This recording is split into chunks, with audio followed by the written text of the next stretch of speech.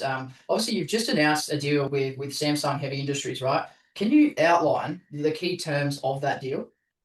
Yeah, so Samsung, I'll give a little bit of history on that so people understand what's going on.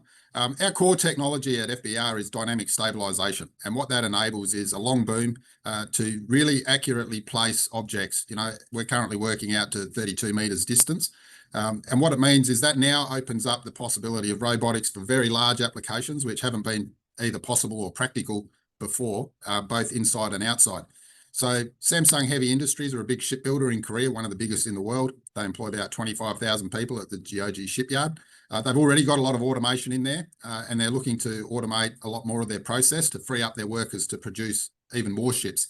They've got a labour constraint like many places in the world, so they're really looking towards automation.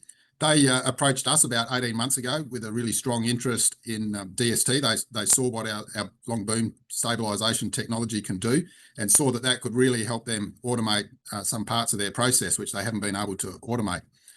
So that led to an MOU some time ago where we announced, that we were working on this and that, we've been up to Korea to see what they do, and they've been down to Australia to FBR's facilities and seen how DST works. And we've just recently signed an engineering services agreement with them. And although it's for a fairly small monetary value, being $150,000, what we have to do with that is build a test rig for a small part of the automation system, test that and write a report.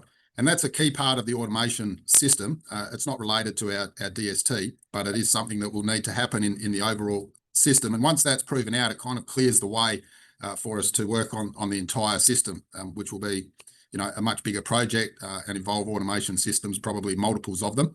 That's not contemplated in the engineering service agreement, but what is how we have to establish a working relationship and work out how we're going to bring this to commercialization in the longer term, both for Samsung and then eventually other shipbuilders as well.